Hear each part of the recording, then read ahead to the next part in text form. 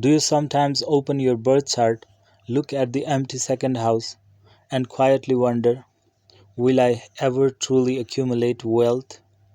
Does it make you feel uneasy when astrologers keep saying the second house is the house of money, savings, family wealth, and stored resources, and yours has nothing sitting there? Then this message is for you. Because one of the biggest misunderstandings in astrology is believing that an empty house means an empty destiny. It does not. In fact, some people with completely empty second houses slowly become financially stronger than those who have many planets sitting there. And the reason is simple: astrology is never judged from emptiness alone. The real story lies in the condition of house lord, the aspects, the yogas, the divisional charts, and the karmic timing of life itself.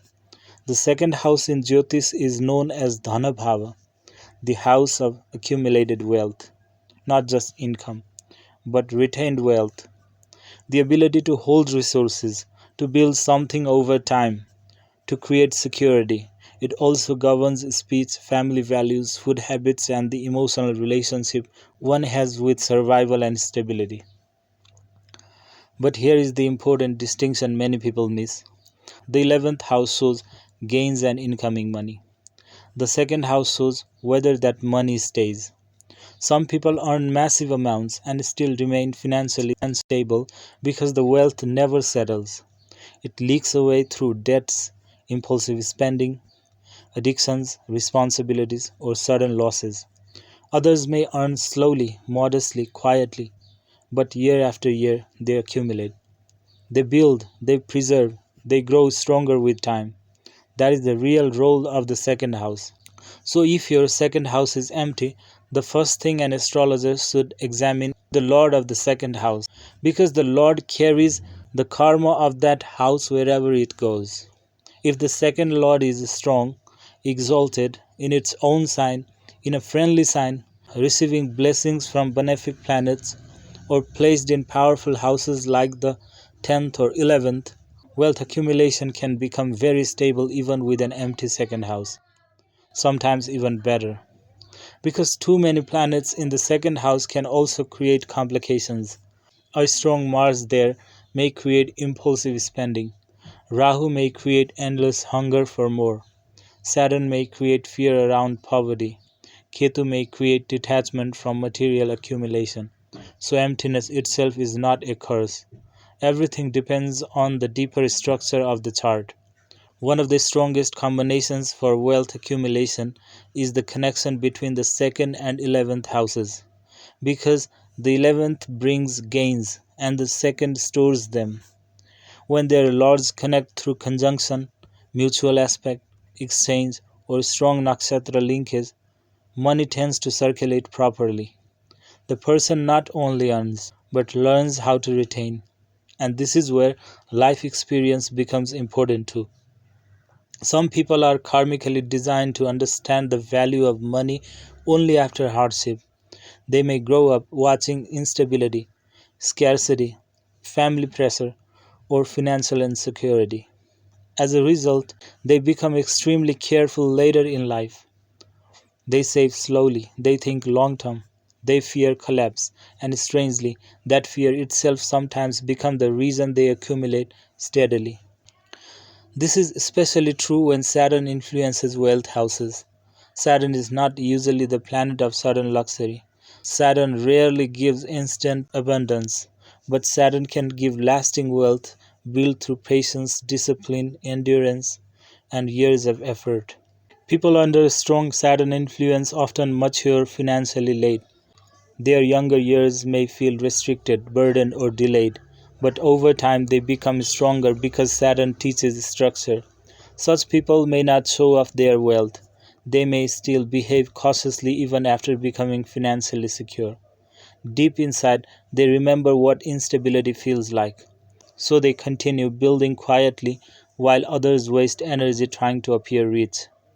Then comes Jupiter, one of the greatest protectors of prosperity in a chart. When Jupiter aspects the second house or its lord, there is often grace around finances. Not always extreme wealth, but protection, wisdom, expansion, family blessings, ethical earning. The person may naturally attract support, opportunities, teachers, or fortunate circumstances that prevent complete downfall even during difficult phases. But astrology also shows why some people struggle to retain money despite working very hard.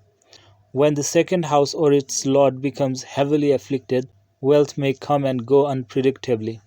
Rahu can create insatiable desires. Mars can create impulsive decisions. Ketu can create disinterest in material stability. The 12th house can drain resources through expenses, foreign obligations, hospitals, spirituality, escapism, or hidden losses. And sometimes the person is not meant to accumulate traditionally at all. Some souls come with charts that prioritize experience over possession. They may spend on travel, healing, family burdens, spiritual life, or helping others. Externally, it may appear as financial instability, but karmically, their path is different from the typical material race. That is why astrology should never be reduced to simplistic fear based statements like empty second house means no wealth. Real Jyotish is far deeper than that. Timing also changes everything. A chart may hold tremendous wealth potential, but if the right planetary periods have not yet arrived, life may still feel financially blocked. During the dashas of strong second lords, 11th lords, Jupiter, Venus, or favorable yoga karakas, a person's financial condition can change dramatically. Sometimes wealth rises suddenly after years of stagnation. Sometimes stability only begins after the age of 30 to 36 or even later. People often forget that astrology is not only about promise, it's about activation. Divisional charts matter too, especially the Navamsa and Hora charts. Sometimes the birth chart appears average financially, but the deeper divisional structure supports stability later in life. The person grows into prosperity gradually rather than inheriting it early. There is also a psychological side to wealth that charts reveal very clearly. Some people are karmically wealthy but mentally poor. No amount feels enough. Fear constantly chases them. They compare endlessly. They cannot relax. Others may possess far less materially but feel emotionally secure and peaceful. The second house is not only about money, it is about one's inner relationship with security itself. Do you trust life? Do you feel safe? Can you hold resources wisely? Can you build slowly without collapsing emotionally? These questions matter more than people realize. Because true accumulation is not created in one lucky moment. It is created through repeated patterns over years. Discipline, timing, karma, opportunities, mindset, and the maturity to preserve what enters your life. So, if your second house is empty, do not fear immediately. Look deeper. Look at the strength of the second lord. Look at the 11th house. Look at Jupiter. Look at Saturn. Look at the dashas. Look at how money behaves throughout actual life experience. Astrology is never a single symbol. It is an entire conversation between karma and consciousness. And many times, the people who slowly build lasting wealth are not the ones with dramatic charts, but the ones who learn patience, responsibility, and emotional steadiness over time. Because, in the end, wealth is not only about earning, it is about holding.